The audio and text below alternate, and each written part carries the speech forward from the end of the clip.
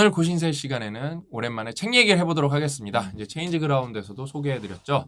최악을 극복하는 힘. 이거는 뭐 누군가에게는 뭐 인생책이 될 책입니다. 정말 명저고 이 책은 뭐 수준도 높고 그 다음에 실용서이기 때문에 그러면서 동시에 철학적이기까지 합니다. 그러니까 모든 분들이 좀 읽어보셨으면 좋겠고 오늘 그 중에서도 좀 실용적으로 여러분들한테 좀 즉각적으로 도움이 될 수 있는 부분이 있어서 그 부분을 쏙 뽑아서 소개해드리도록 하겠습니다. 이제 제목 보셨죠? 완벽한 계획을 세우는 6가지 방법. 되게 중요한 내용이에요. 그래서 한번 제가 읽어드리면은 원래는 이제 1, 2, 3, 4, 5, 6 이렇게 책이 나오는데 저희는 거꾸로 말씀드릴 거예요. 왜냐면은 1번, 2번이 좀 철학적이고 뒤로 가면 갈수록 실용적이어서 저희는 실용적인 거 먼저 설명해 드려서 여러분들이 진짜 실생활에서 쓰실 수 있도록 한번 이야기를 해보도록 하겠습니다. 그래서 이제 첫 번째가 완벽한 계획을 세우려면은 뭐가 핵심이냐? 근데 이 완벽한 계획은 근간이 있는데 어떤 근간이냐면 이 계획을 통해서 인생의 주체성을 얻는 거예요. 그럼 왜 우리가 갑자기 뜬금포로 주체성을 얻어야 되냐? 그래서 좀 책을 읽어보셔야 되는데 여러분 이제 우리가 인생에서 스트레스를 안 받을 방법은 없어요. 심지어 여러분이 받고 있는데도 몰라요. 그런 분들은 뭐다? 주체성이 있는 분들이에요. 주체성이 있는 분들은 여기서 이제 인내의 창이라는 얘기가 계속 나오는데 이제 이 책 원제 이름이 Widen the Window예요. 그래서 the Window를 우리가 인내의 창으로 해석을 하는 건데 그 인내의 창은 뭐냐면은 여러분의 본능과 이성이 공존하는 영역입니다. 그래서 그 안에 머물 때는 스트레스가 여러분이 통제할 수 있고 핸들링할 수가 있어요. 그래서 그 주체성을 꼭 가져야 되는데 보통의 이제 계획은 뭐 계획이 여러 가지 방향이 있고 맥락이 있겠지만 이 주체성에 대해서 얘기를 잘 안 하거든요. 그래서 너무 좋아서 제가 오늘 그 부분만 딱 뽑아서 얘기해 드리는 거예요.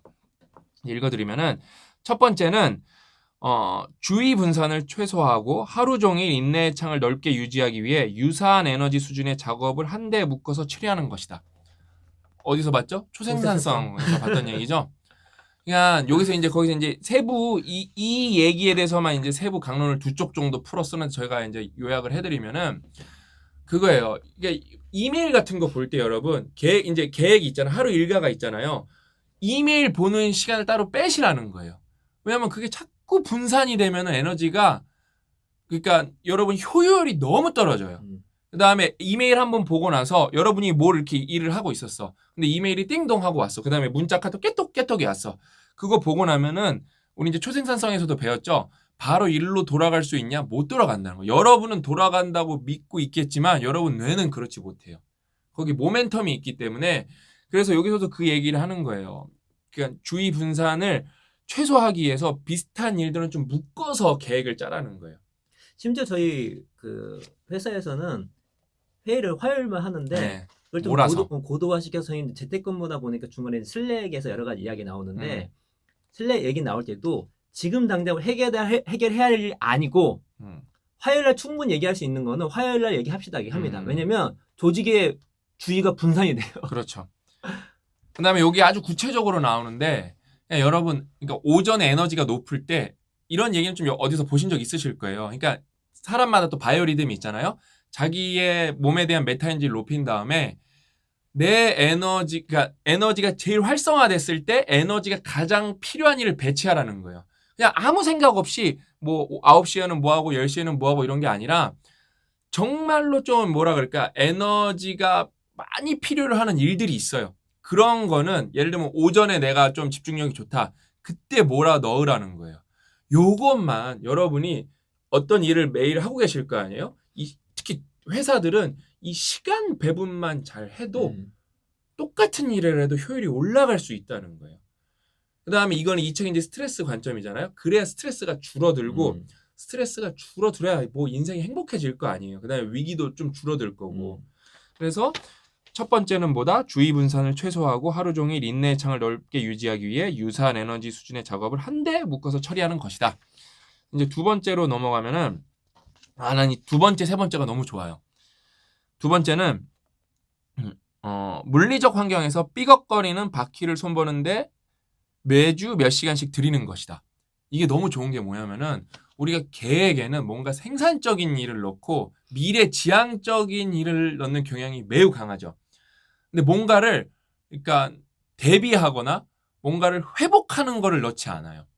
그러니까 저는 이제 주 100시간 얘기도 했었고 저는 이제 멘토링 프로젝트에서 완벽한 하루도 했었는데 거기서 친구들한테 제가 영상에도 많이 나왔는데 완벽한 하루라고 해서 뭐예요? 하루 관점으로 봤을 때 일만 주구장창 하는 게 완벽한 하루가 아니라 거기에 여러분이 만약에 휴식이라고 넣었으면 그 휴식을 온전하게 잘 취하는 게 완벽한 하루의 뭐랄까 요구사항, 조건 중에 하나다. 취지에 맞는다. 취지에 맞는다. 그러니까 이거를 잘 아셔야 되는데 대부분은 여러분 이제 막 계획을 쓸 때 뭐예요?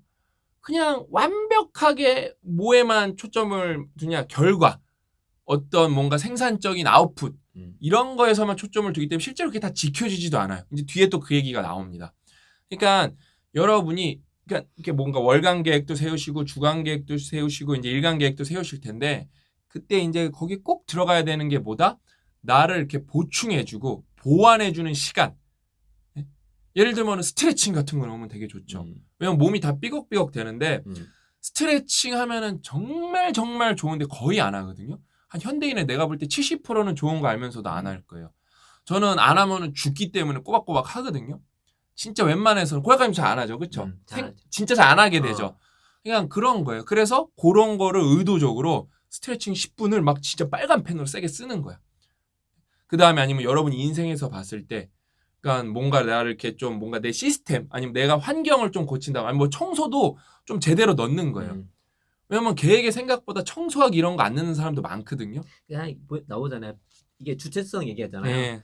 삐걱거리지 않는 것이 너무 많으면 어느 순간 내가 내 삶을 통제하고 있지 않구나라는 생각이 들면서 오히려 무기력에 빠질 수가 있는 건데 그렇죠. 이런 거를 이렇게 해내기 시작하면은 이게 되게 작은 일이지만 주변 환경도 뭔가 내가 삶을 주도하고 있구나라고 하면서 동기부여도 생기고 전반적으로 내 계획했던 일 진짜 중요한 일을 해낼 수 있는 확률이 높아진다고 얘기하는 겁니다. 올라가고. 네, 맞습니다. 그러니까 뭐에 보통 계획은 더 좀 극단적으로 비약을 섞어서 얘기하면 돈 안 되는 일은 잘 안 들어가는 거예요. 왜 삐걱거리는 거 어쩌고저쩌 돈은 안 되니까. 근데 뭐 우리 회사나 돌아갈 때 뭐 매출 딱 내고 그건 되게 화려해 보이지만 백단에서 이렇게 이런 모든 일 프로세스가 잘 진행되게 수선하는 것도 되게 중요하잖아요. 그래야지만 일이 잘 돌아가는 거니까.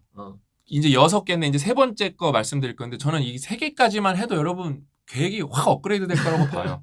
그다음에 이제 세 번째는 뭐냐면은 의도적으로 일정에 충분한 여백을 두는 것이다. 이거는 저는 진짜 읽고 나서 제 계획에는 여백이 있어 본 적이 없어요. 딱 진짜 내가 무릎을 탁 쳤어요. 왜? 계획을 짰는데 제대로 지켜진 적이 별로 없거든요. 막 이게 촘촘하잖아요. 뭐 9시부터 9시부터 11시는 뭐 11시부터 12시 반까지는 비슷할 거야. 뭐 했는데 그게 이렇게 또박또박 안 돌아가요. 또박또박 안 돌아갑니다. 맞아, 여백이 없으면 도미노처럼 쭉 다 무너지지 뭐. 그러니까 진짜 그거 표현 좋으시네요. 왜냐면은 도미노 때 여러분 그거예요. 중간에 이렇게 좀 빼놔야 우리가 실수로 건드렸을 때 리스크를 컨트롤할 수 있고 나중에 넣으면 되는 거잖아요. 그러니까 여백이 이렇게 버퍼가 있어야 되는데 계획이라는 걸 보면은 여러분 여백이 없어요. 여백이. 그래서 우리가 진짜 그 여백을 잘 넣는 게 진짜 여백이 미네요. 말 그대로. 여백의 미를 잘 활용하는 게 진짜 여러분이 지키고 싶은 그다음에 해내고 싶은 계획을 완성하는 길입니다. 그게. 그러니까 근데 그거 조금 우리가 초생산성을 연결해서 한번 얘기해 보면 계획에 어떤 특별 시간을 버퍼링을 두는 것도 있지만 바로 얘기하면 내가 이 세상 살아가면서 마땅히 해야 될 일이 있는데 그럼 무조건 해야 되는 거야. 근데 여백이 있을 수 없어. 그럼 어떻게 할 것이냐 이거예요. 이때 필요한 게 초생산성이라는 생각이 듭니다. 그러니까 우리가 초생산성 얘기할 때 항상 놓치지 말아야 되는 게 무엇이냐면 누가 초생산성 얻는가? 기본적으로 실력이 있는 사람이에요. 근데 실력이 있는 사람이 더 이게 자유를 얻지 못하고 잘못된 방향 몰입했을 때 나오는 부작용에 대해서 얘기 많이 하고 있거든요. 기본 베이스는 실력이나 열심히 하는 게 중요합니다. 그러면 이 여백을 어떻게 둘 것인가? 실력이 있어야 여백을 둘 수 있는 그렇죠. 권한이나 시간이 생기는 거예요. 이거를 놓치지 않을 필요가 있다는 생각이 듭니다. 아주 좋은 포인트 얘기해 주셨어요. 그래서 또 여러분 그러니까 저는 진짜 진심으로 이게 아무리 조금 봐도 한 1, 2만 명은 보거든요. 저는 이거 보신 분 중에 한 진짜 1, 2천 명은 적어도 10%는 이걸 좀 적용해 보셨으면 좋겠어요. 왜 근데 이거를 제가 갑자기 이렇게 또 애원하냐 3개까지 얘기하고 여러분이 영상을 볼 때 여러분의 뇌파를 살펴보면은 인강 봤을 때 우리 완벽한 공업에 써놨잖아요. 멍이랑 똑같습니다. 뻔한 얘기 아니야. 뭐 지금 솔직히 그다음에 뻔한 얘기 하지도 않았어요.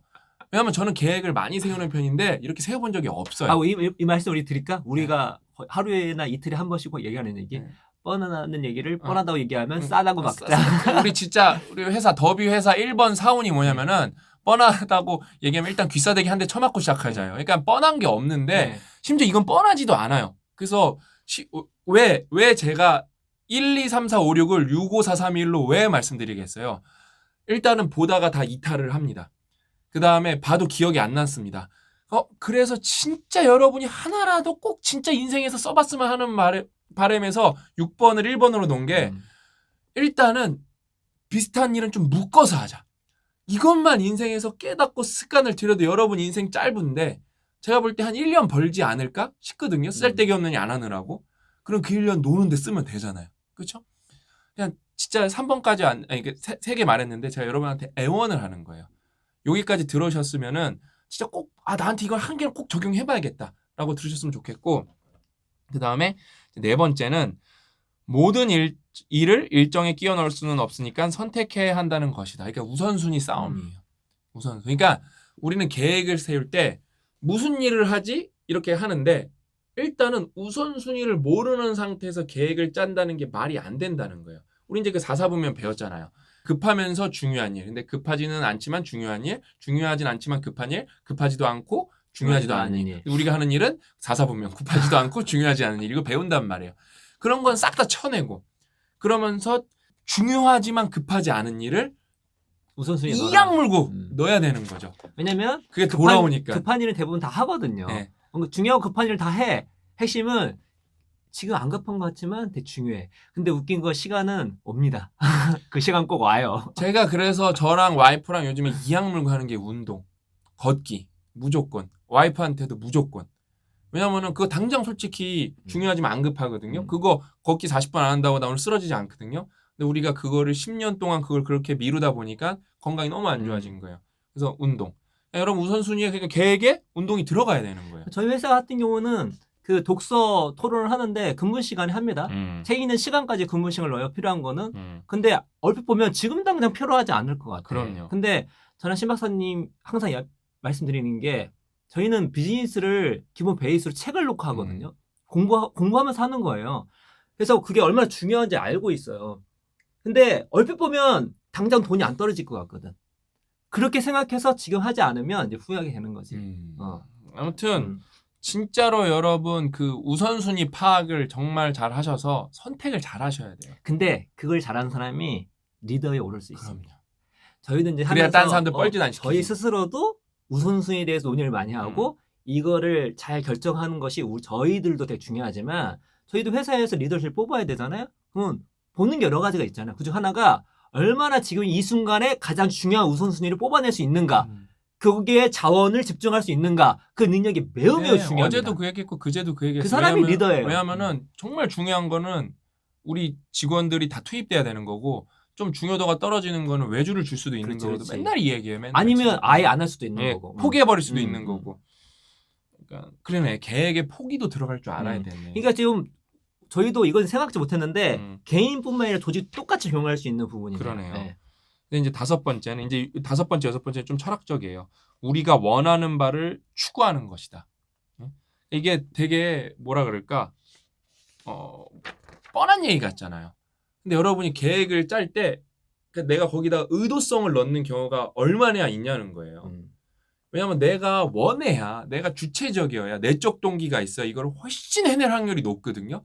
그 다음에 여러분 지금 우리가 뭘 근간으로 얘기하고 있어요? 최악을 극복하는 힘, 스트레스와 트라우마의 근간으로 이제 이야기를 풀어나가고 있는데 여러분이 의도를 해야 이게 스트레스가 받아도 그 통제가 가능하고 내가 그 스트레스 안에 머물면서도 뭔가 일을 해낼 수가 있어요.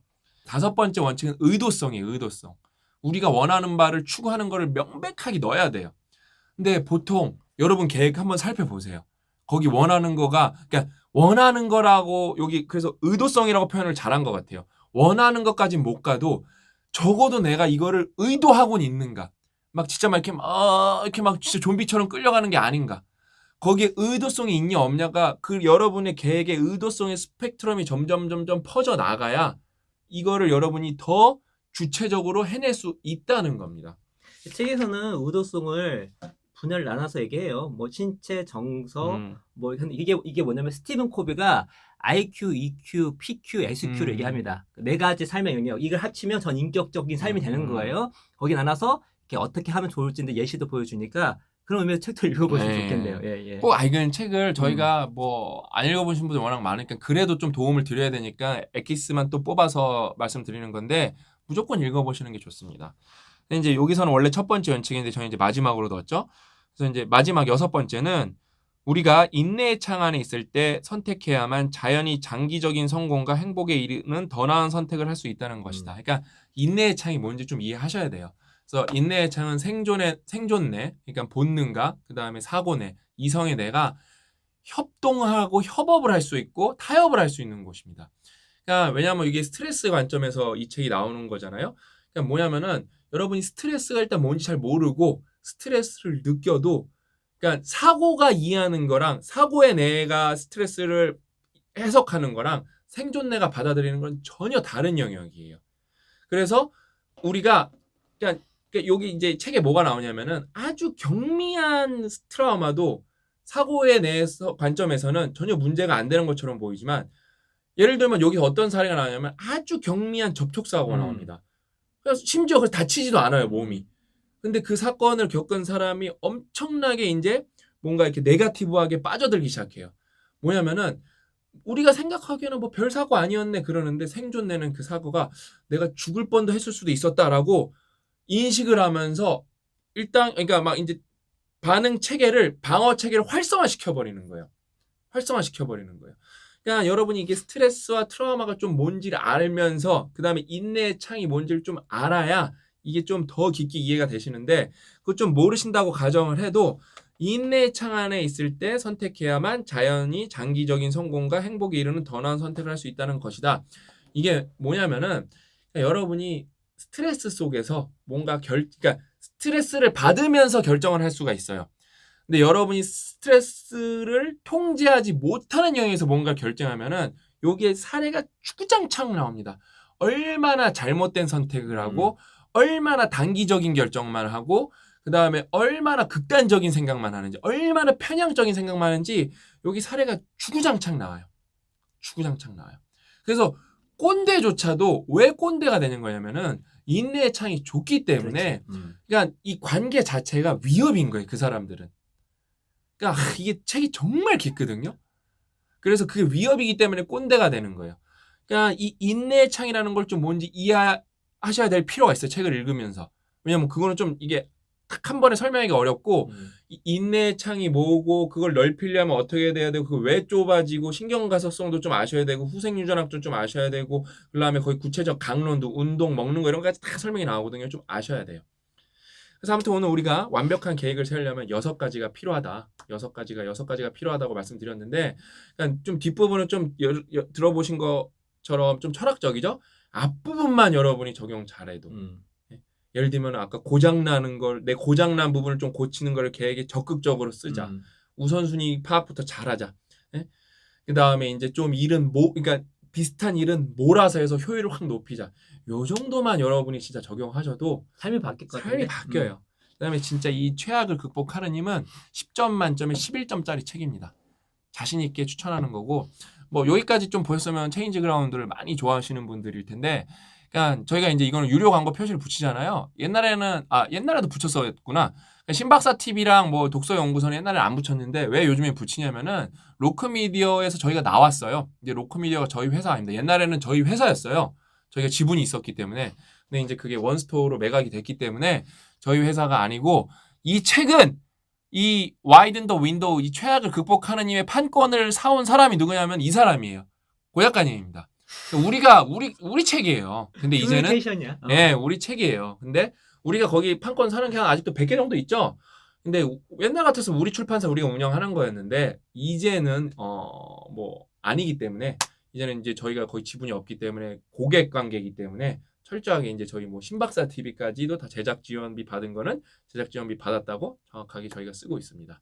그거 참고하시면 좋을 것 같고 고 작가님이 사놓은 종업 한 건이 많고 이제 저희도 이제 체인지 그라운드는 여러분 상상스퀘어라는 회사에 속해 있는 채널 중에 하나고 미디어 분야. 예, 이제 저희 상상스퀘어의 이제 주업 중에 하나는 출판업을 저희가 저희 자체 출판업을 시작을 하기 때문에 그 경우에는 저희는 이제 광고 표시를 하지 않습니다. 저희 거를 추천 보증이 아니기 때문에 그러니까 저희가 책을 냅니다. 하고 예, 얘기할 저희가 거니까. 책을 냅니다 이렇게 말을 하기 때문에 그건 광고가 아닙니다. 광고는 누구한테 돈을 받아야 광고인 거고.